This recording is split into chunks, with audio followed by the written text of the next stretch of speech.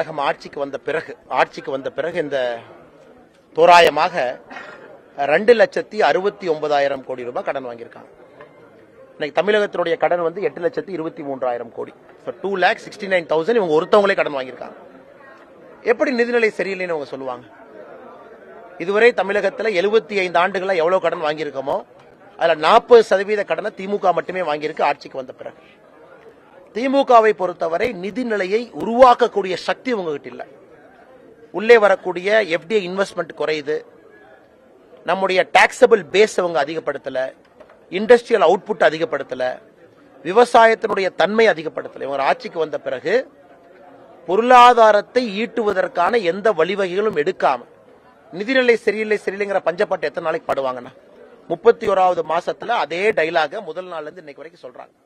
இதான் அன்னைக்கே நான் சொன்னேன், இதெல்லாம் டிராமா பண்ணி மறுபடியும் அவங்க 1000 ரூபாய் கொடுப்பாங்க. இவர்களே எதிர்கட்சியாக இருக்கும் பொழுது அப்ப இருந்த ஆளுங்கட்சியினரை பார்த்து 5000 ரூபாய் கொடுங்க பொங்கல் தொகுப்புக்குன்னு சொன்னாங்க.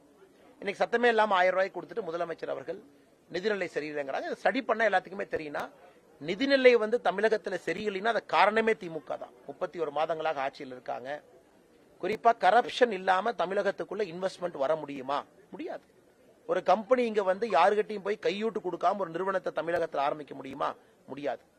சும்மா அவங்க ஒரு இன்வெஸ்டர் சமிட் நடத்துறாங்க, அதுக்கு 5 லட்சம் கோடி வரும்னு அவங்க சொல்றாங்க. துபாய்க்கு போன 6000 கோடி என்ன வரல.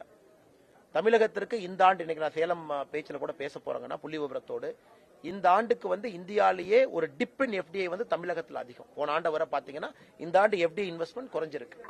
எல்லா அடிப்படையிலையும் பாத்தீங்கன்னா திமுகவை பொறுத்தவரை தமிழகத்தை அதல பாதாளத்துல தள்ளுவதற்கான எல்லா முயற்சிகள் எடுக்கிறாங்க. 10 லட்சம் கோடி கடனை நம்ம 2 வருஷத்துல தொற்றுவோம். இதே இதுல போனா 10 லட்சம் கோடியை தொற்றுவோம். இந்தியாவில எந்த மாநிலத்திலும் இவ்வளவு கடன் கிடையாது. 10 லட்சம் கோடி ரூபாய் ஒரு மாநிலத்துக்கு கடன் இருந்தா இந்த மாநிலம் எங்க போய் முடியும் நீங்க பாருங்க.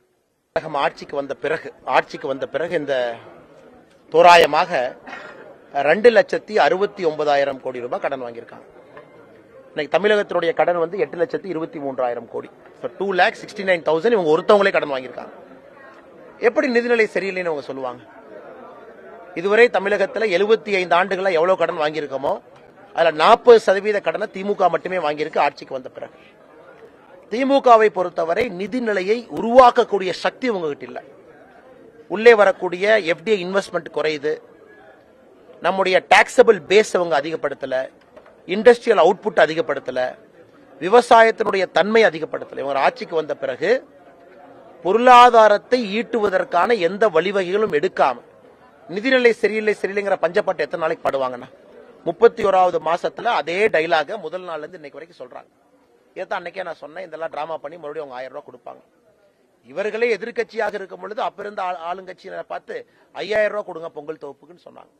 இன்னைக்கு சத்தமே இல்லாம 1000 ரூபாய் கொடுத்துட்டு முதலமைச்சர் அவர்கள் நிதிநிலை சரியில்லைங்கிறாங்க. சரி பண்ண எல்லாத்துக்குமே தெரியும்னா நிதிநிலை வந்து தமிழகத்துல சரியில்லைன்னா அது காரணமே திமுக தான். 31 மாதங்களாக ஆட்சியில் இருக்காங்க. குறிப்பா கரப்ஷன் இல்லாம தமிழகத்துக்குள்ள இன்வெஸ்ட்மெண்ட் வர முடியுமா? முடியாது. ஒரு கம்பெனி இங்க வந்து யாருகிட்டையும் போய் கையூட்டு கொடுக்காம ஒரு நிறுவனத்தை தமிழகத்தில் ஆரம்பிக்க முடியுமா? முடியாது. சும்மா அவங்க ஒரு இன்வெஸ்டர் சமிட் நடத்துறாங்க, அதுக்கு 5 லட்சம் கோடி வரும்னு அவங்க சொல்றாங்க. துபாய்க்கு போன 6000 கோடி என்ன வரல.